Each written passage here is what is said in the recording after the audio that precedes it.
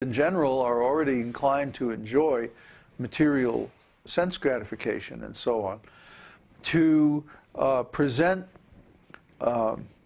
the truths of material existence in such a way that people would be attracted towards spiritual life. You see. So in Mahabharata and other typical Vedic literatures, there's a kind of compromised mood where it displays, it talks about the activities of the great Kshatriyas and as a kind of eulogizing the Kshatriyas. And because of this, people may get the idea that this Kshatriya mood or the mode of passion is the actual goal or the actual aim of the Vedas, and try to emulate that, you see. But most people don't have the qualifications that the great Kshatriyas had. After all, that was before the start of the Kali Yuga, and all of these Kshatriyas, even though they may have had so much appetite for material enjoyment, they had gone to Gurukula and studied with the Brahmanas when they were young. And so they also had spiritual knowledge.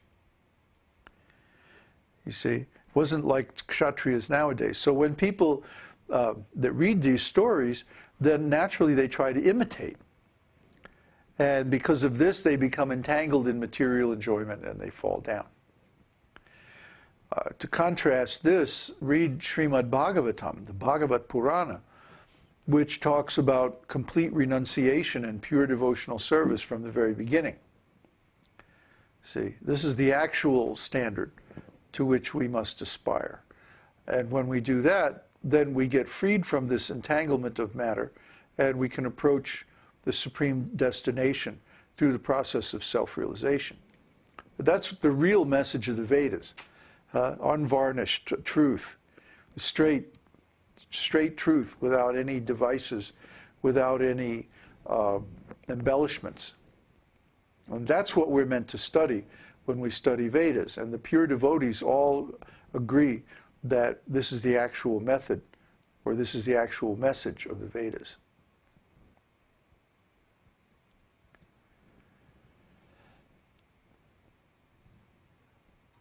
Any other questions?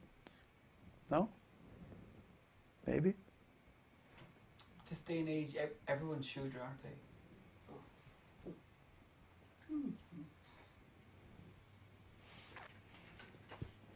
But in this day and age, everyone is Shudra. Yeah, it's said in the Vedas, Kalau Shudra Sambhava. Everyone in Kali Yuga is born Shudra. So unless they go through the process of qualifying themselves for a higher occupational duty, then they're only qualified to be workers. And we see this is true. Even people born in so-called Brahmin families are taking jobs or taking government service. In India, there's a whole class of people that accept they call themselves Brahmanas, but they work for the government. Or they work in jobs or in business. So Krishna says in Bhagavad-gītā, Chatur Varnyam Maya Shrishtam Guna Karma Vibhagasaha. I created these 4 divisions of occupational duties based on guna and karma, quality and work. He does not say anything about birth. So if someone is born in a Brahmana family, but then they manifest the qualification of a Shudra, working for the government is considered a Shudra job, or working in someone else's business, then they're Shudra. But who is actually detaching themselves from material sense gratification and teaching the process of self-realization? They are Brahmanas, even though they may be born in a different kind of family or brought up in a different culture or whatever. It doesn't matter. It's the guna and the karma that determines the varna. Any more?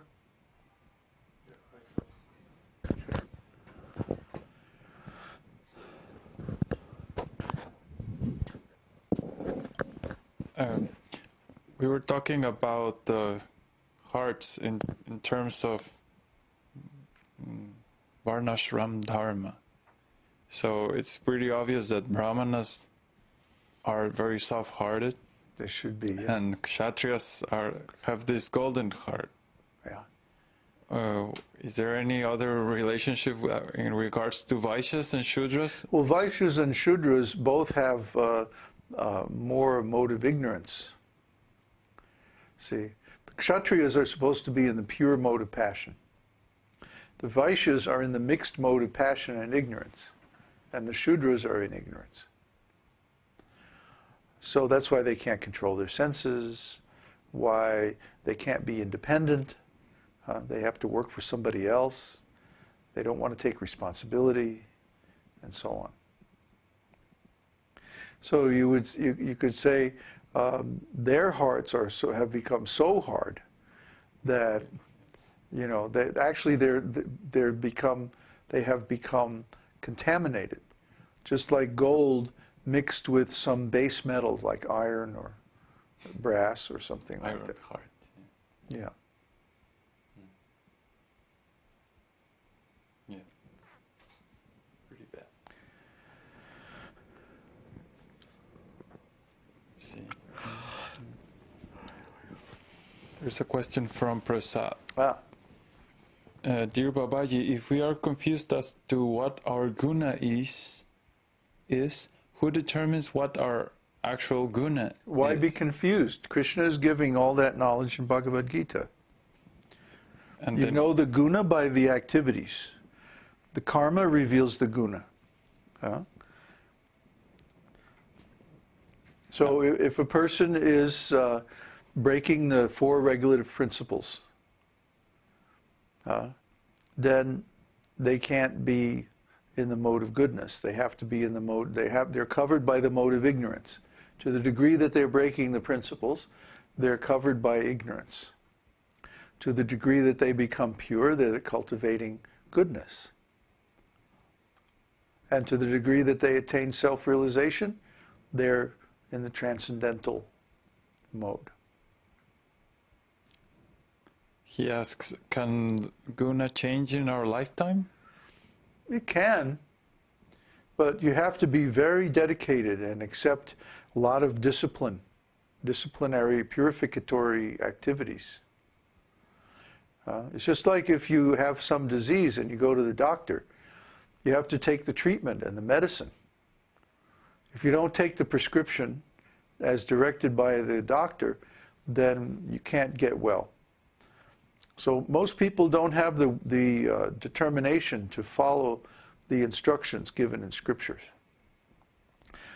Scripture is saying, don't do this, don't do that, don't eat meat, don't have illicit sex life, don't take intoxication, don't gamble, don't speculate, accept a guru, chant the holy name, perform so many spiritual activities and service and karma yoga, and give up the results of your activities in service to the Lord, and so on and so on and so on. But very few people actually do all these things. And so they can't overcome the gunas. They remain trapped in the material existence.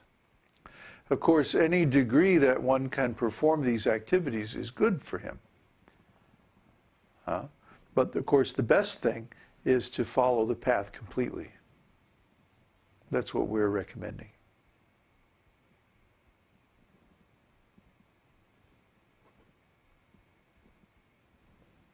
Okay? That sounds pretty high. Maybe G? A. A. Put the mic toward the harmonium.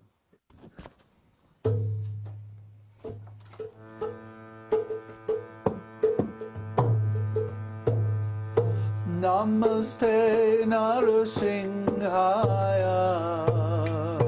Namaste Narasimhaya. Prahlada Hlada Dayine. Prahlada Hlada Dayine.